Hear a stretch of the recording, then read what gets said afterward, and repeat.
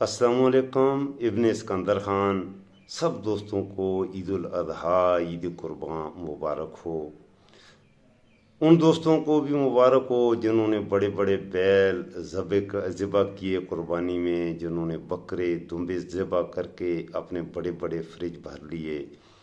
ان لوگوں کو بھی مبارک جنہوں نے نمود و نمائش کے لیے کچھ گوشت محلوں میں تقسیم کیا۔ ان لوگوں کو بھی عید مبارک۔ ان چھوٹی چھوٹی معصوم بچیوں کو بھی عید مبارک۔ ان چھوٹے چھوٹے سے معصوم بچوں کو بھی عید مبارک جو تھوڑے سے گوشت کے لیے امیروں کے گھروں کے دروازوں پر آئے اور ان کو ایک پاؤ گوشت دے کر حقارت سے واپس بھیجا گیا۔ کسی کو ملا، کسی بچے کو نہیں ملا، اس بچے کو بھی عید مبارک۔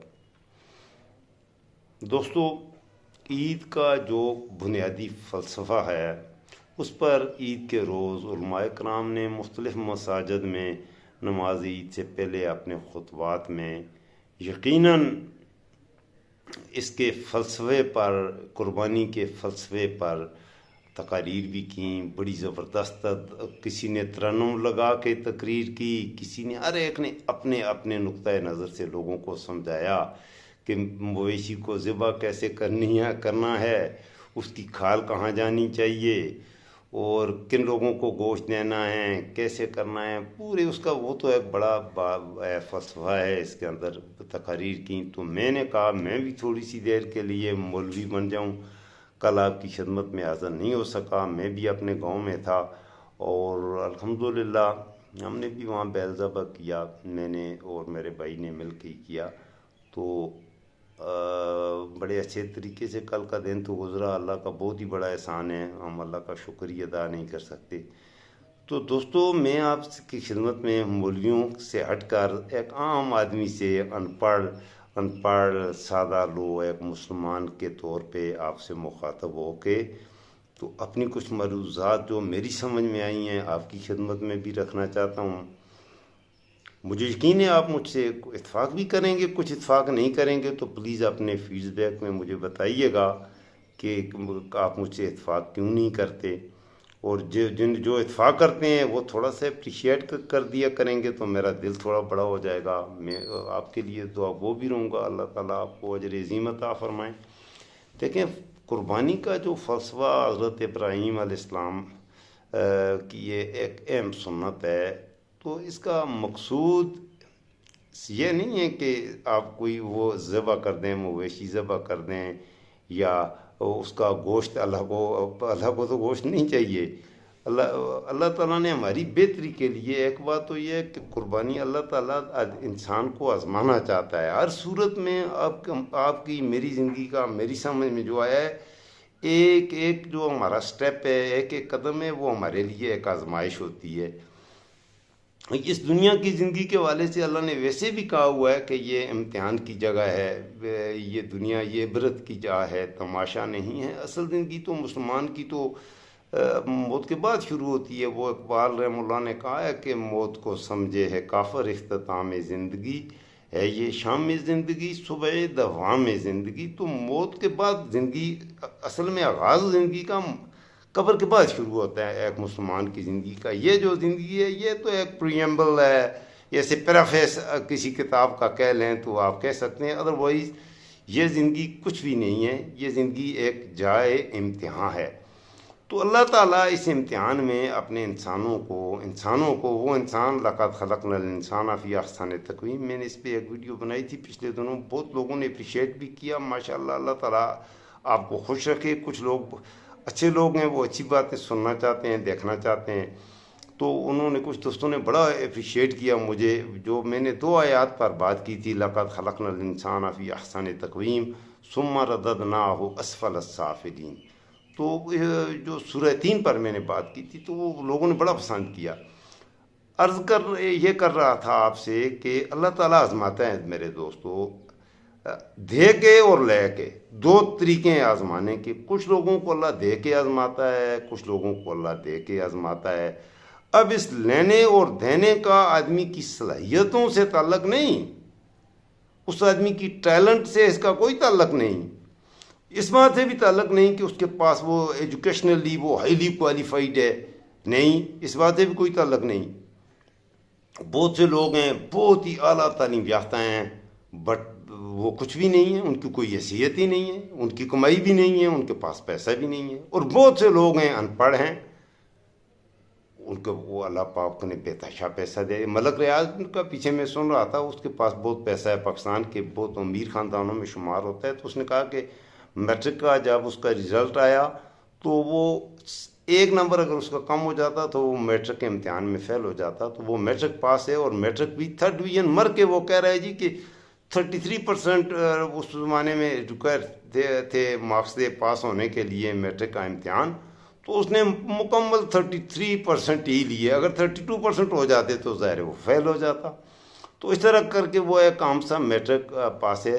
تو اس کی جو بیریا ٹاؤن ہے یا اس کی جو انڈسٹریل امپائر ہے یا کچھ ہے، اس میں تو آپ دیکھ لیں اس کے پاس اتنا پیسہ، تو یہ اللہ تعالیٰ ملک ریاض کو آزما رہا ہے۔ اللہ تعالیٰ نے آزمایا اسے پیسہ دے کے، کسی کو اللہ نے اقتدار دے کے آزمایا، جیسے آپ کے نواز شریف ہے، زرداری ہے، مولانا فضل الرحمان ہے، عمران خان ہے، یہ ہمارے لیڈرز ہیں۔ ان کو اللہ تعالیٰ نے ملک کا اقتدار دے کے آزمایا کہ 24-25 کروڑ لوگوں کے ایک بڑے مسلمان ملک کا اقتدار دے کے یہ آزمائش میں انہیں اللہ نے ڈالا ہے۔ اب یہ ان کا امتحان ہے۔ اب اس امتحان میں یہ کتنے کامیاب یا ناکام ہیں یہ تو اللہ ہی بہتر جانتا ہے۔ وہ جو اللہ کے ہاں کامیابی کا جو معیار ہے وہ ہمارے سپریم کورٹ کے چیف جسٹس یا جنرل عاصم منیر والا نہیں ہے۔ اللہ کا تو انصاف کا معیار جو ہے وہ تو بہت ہی اعلیٰ درجے کا ہے۔ وہاں پر تو نہ اس طرح کا محکمہ مال ہے، نہ وہاں پر کوئی پٹواری ہے، نہ وہاں پر کوئی ججز ہیں۔ تو اس طرح تو اللہ دے کے اور لے کے میرے دوستو ہمیں آزماتا ہے۔ اب یہ لے کے اور دے کے جب اللہ ہمیں آزماتا ہے تو کچھ لوگوں کو اللہ نے اس ملک میں، ہمارا جو ملک ہے اس کی 25 کروڑ لوگوں کا یہ ملک ہے، اس میں کروڑ لوگ ہوں گے تقریباً میرے خیال میں، جن کو اللہ نے کافی کچھ دیا ہوا ہے اور اللہ دے کے اس امتحان میں ہیں۔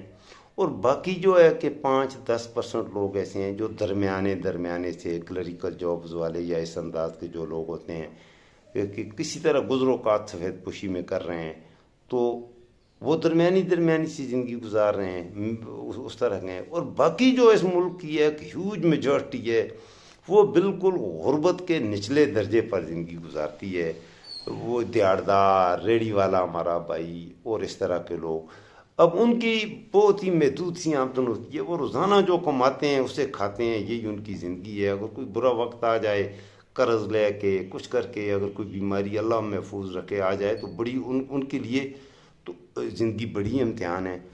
اب یہ میں نے جن طبقوں کا ذکر کیا تو ان میں سے کون سا طبقہ کا امتحان زیادہ مشکل ہے، کون سی ڈگری امیر کو جو دے کے آزمایا گیا ہے، امتحان لیا گیا، اس میں وہ کس قدر کامیاب ہوتا ہے، اور غریب کو جو اللہ تعالیٰ نے اس کو اتنا مال و دولت، ثروت یا یہ دنیا کی پرتعیش زندگی اللہ نے نہیں دی، اسے اللہ نے کس نے کیسے آزمایا ہے، اور وہ کیا کہتے ہیں اس نے کس قدر صبر کیا، وہ اپنی غربت کے باوجود اپنے اللہ سے ٹچ رہا، تو اس آزمائش کے حساب سے اس کو ملے گا۔ تو میرے خیال میں یہ میری ذاتی رائے ہے، اللہ تعالیٰ کسی کو جو دے کے آزماتا ہے وہ بہت ہی مشکل امتحان ہے، لے کے آزمانے والا میرے خیال میں آسان امتحان ہے۔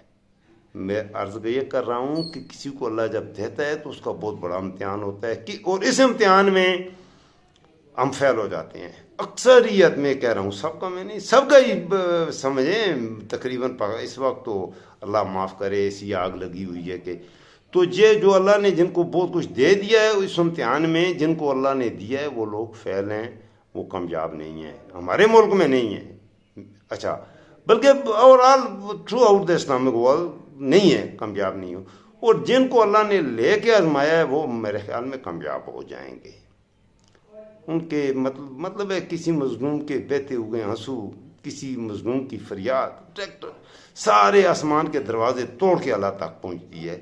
اور یہاں پر اس طرح کے ظلم اس ملک میں ہمارے ہاں غریبوں پر، مظلوموں پر ہو رہے ہیں، تو یہ ایک بات ہوئی ہے۔ اب یہ قربانی کے حوالے سے میں نے بات وہ رکھنی تھی کہ حضرت ابراہیم علیہ السلام نے، اللہ کو گوشت نہیں چاہیے تھا، اللہ یہ چاہتا ہے کہ میرا بندہ بالکل میرا ہو، بالکل خالص، اس کی عبادت اور میرے احکامات کو بجا لانے میں اپنی مرضی نہ کرے، مکمل میرے احکامات کو بجا لائے۔ تو حضرت ابراہیم علیہ السلام نے اللہ کے احکامات کو اللہ کو راضی کرنے کے لیے، تو وہ یہ انتہائی درجہ، ایسے آپ کیا کہیں گے کہ سپرلیٹو ڈگری ہے، انتہا ہے بندگی کی ایک انتہا ہے، اپنے رب سے کی اطاعت کی، اپنے رب کا حکم ماننے کی، یہ انتہائی درجہ ہے کہ آپ اپنے بیٹے کو جو آپ کو اچھا بھی لگتا ہو اسے ذبح کریں، اور بیٹا ہنسی خوشی ذبح ہونے کے لیے بھی تیار ہو۔ اب اس میں ہماری آنے والی نسلوں کے لیے ایک ایسی مثال ہے اس قربانی میں کہ آج ہم اپنے ہر زمانے میں انسانوں کے، حضرت ابراہیم علیہ السلام کو دنیا سے گئے ہوئے 4000 سے 5000 کے درمیان اکثر لوگ 4 سے 5000 سال گزر چکے ہیں، تو اتنا طویل عرصہ گزرنے کے بعد بھی آج بھی حضرت ابراہیم علیہ السلام کی جو سنت، ان کی بیوی اماں ہاجرہ کی وہ سنت، وہ ساری بالکل زندہ حالت میں ہمارے یہاں موجود ہیں۔ کیوں؟ وہ جب بھی آپ صفا اور مروہ کے درمیان عمرہ میں جاتے ہیں، حج میں کرتے ہیں، تو آپ اماں ہاجرہ کو یاد کرتے ہیں۔ رکن میں ابراہیم، حضرت ابراہیم علیہ السلام جہاں سے بیت اللہ شریف، تو وہاں جا کے آپ حضرت ابراہیم علیہ السلام کو یاد کرتے ہیں۔ ٹھیک ہے جی، صفا و مروہ پہ کرتے ہیں، پھر آپ آتے ہیں جبل رحمت میں آتے ہیں، وہاں حضرت آدم علیہ السلام کو، اور وہاں بھی حضرت ابراہیم علیہ السلام کو پھر یاد کرتے ہیں۔ تو مختلف حوالوں سے ہم حضرت ابراہیم علیہ السلام کی اس چیز کو اللہ تعالیٰ نے زندہ کر دیا۔ اللہ تعالیٰ کو وہ اماں ہاجرہ کا صفا اور مروہ کے درمیان بھاگنا معصومانہ انداز میں اپنے بچے کی پیاس کے لیے بہت پسند آیا، تو اللہ تعالیٰ نے کہا کہ سارے ایسے ہی کرو، واجب قرار دے دیا، فرض بنا دیا مسلمانوں کے لیے، آج کو تو فرض بنا دیا۔ تو کہنے کا مطلب میرے دوستو یہ ہے کہ یہ قربانی کا جو بنیادی فلسفہ ہے وہ یہ ہے کہ اپنے اللہ کے لیے، اللہ کو راضی کرنے کے لیے ہر حد سے گزر جانا، ایک تو اس کا فلسفہ یہ ہے۔ اور دوسرا فلسفہ اللہ کی طرف سے یہ ہے کہ اللہ نہیں چاہتا کہ میرے لیے یہ اپنے بچوں کو ذبح کریں، یہ اللہ نہیں چاہتا۔ اللہ تعالیٰ کیا چاہتا ہے اس قربانی میں؟ وہ جو مینڈا ذبح ہوا، جو کچھ ہوا پورا اس کا واقعہ میں نے کہا، اور علماء کرام نے پڑھ بھی لیں آپ ایسے۔ یہ جو قربانی والا چیپٹر ہے یہ حضرت ابراہیم کا، یہ باقاعدہ یہ قرآن میں بھی ہے اور یہ تورات میں بھی ہے۔ جو تورات کے تو پہلے باب میں ہے اور بڑا لمبا کر کے اس واقعہ کو بیان کیا گیا ہے، میں نے اس میں بھی دیکھا ہے، تورات میں بھی یہ واقعہ مکمل لکھا ہوا ہے۔ تو عرض کرنے کا مقصد یہ ہے کہ اللہ تعالیٰ یہ چاہتا ہے کہ انسان کے ساتھ محبت کرے، غریب اور امیر دونوں ایک دوسرے کو مساوی جانے اور ایک دوسرے سے محبت کریں۔ اب یہاں ہم فیل ہوتے ہیں کہ میں نے جو دیکھا ہے قربانی کا، میں ویڈیو لمبی ہو جائے گی، تو ہمارے ہاں جو قربانی ہوئی ہے، خدا گواہ ہے میرے دوستو، جن لوگوں کو اللہ نے ثروت بنایا، پیسہ دیا، جنہوں نے قربانیاں کیں، بکرے ذبح کیے، بیل ذبح کیے، بڑے بڑے فریج بھر لیے، لیکن مجھے دکھ ہو رہا ہے اس بات کا، خدا گواہ ہے، آپ پتہ نہیں ہے کیا آپ کے جس علاقہ سے آپ تعلق رکھتے ہیں وہاں کے کیا حالات ہوں گے۔ اوورآل یہی مناظر دیکھے ہیں، یہی ہوتا ہے کہ جس کو لیے قربانی چاہیے تو یہ کہ عزت کے ساتھ خود ایک دن بھوکے رہ جاؤ، لیکن غریب کے لیے اس دن وہ چھوٹے چھوٹے معصوم بچے خاص طور پہ قربانی کا گوشت لینے آتے ہیں، تو آپ یقین کریں انہیں اتنا سا گوشت دے کے، اور بڑے وہ بھی حقیرانہ انداز میں، تو پھر یہ قربانی نہیں ہوگی۔ ایسے انداز میں یہ قربانی، اور یہ بات کریں یہ رد ہے، سود کے خلاف جہاد ہے، سود کے خلاف قربانی، صدقہ فطر، یہ سود کے خلاف جہاد کا نام ہے، اور ہمارے ہاں سود کی طرف سے ہم قربانی، صدقہ فطر اور زکوٰۃ کے خلاف لڑ رہے ہیں۔ قربانی، زکوٰۃ اور فطرانہ یہ جہاد ہے سود کے خلاف سب سے اچھا۔ یہ چیزیں ہوں گی سود ختم ہوگا، ان چیزوں زکوٰۃ اور صدقات کے ذریعے سے آپ شکست دیں گے سود کو، اس کے خلاف لڑیں گے۔ ہم سود کے حمایتی ہو کے زکوٰۃ اور فطرہ اور اس کے خلاف لڑ رہے ہیں، جو جائز طریقہ اسلام کا، ہم سود کے حمایتی بن کے نظام زکوٰۃ کے خلاف جہاد کرنے میں لگے ہوئے ہیں۔ اسی وجہ سے ہم بے برکتیاں آ گئی ہیں، مہنگائی کا رونا ہے، وہ رو رہے ہیں، پیٹ رہے ہیں، فریادیں کر رہے ہیں۔ جب سود کھاؤ گے پھر انجام یہی ہوگا۔ اللہ تعالیٰ ہمارے وطن عزیز پر رحم کرے۔ اور آج عید کا دن ہے، میری کسی ویڈیو سے میں یہ بھی کرنا چاہتا تھا کہ عید کا دن ہے، کل عید کا دن تھا، تو کچھ لوگوں کا اگر کسی میں نے کوئی ایسی بات کہی ہو اپنی ویڈیوز کے دوران، کوشش میں نے ہمیشہ یہ کی ہے میرے دوستوں میں سچ رکھوں، لیکن عید کے دن یہ معافی تلافی کا دن ہوا کرتا ہے۔ تو میری کسی بات سے میں اپنی ویڈیوز کے دوران تلخ باتیں بھی کرتا ہوں، سیاست پہ بولتا ہوں، یہ موضوعات ہی ایسے ہیں، کچھ ہنسی مذاق پیدا کرنے کے لیے میں تھوڑا سا مذاق بھی کر لیتا ہوں، لیکن اوورآل میرا مقصد یہ قطعی نہیں ہوتا کہ میں کسی کا دل دکھاؤں۔ الحمدللہ مقاصد میرے یہ ہوتے ہیں کہ آپ تک حقائق اور سچ پہنچاؤں۔ تو اس لیے میں پھر بھی بہرحال اگر میں نے کوئی ایسی بات کی ہو جس سے کسی دوست کو دکھ ہوا ہو تو میں اس سے معذرت کرتا ہوں۔ السلام علیکم ورحمۃ اللہ وبرکاتہ۔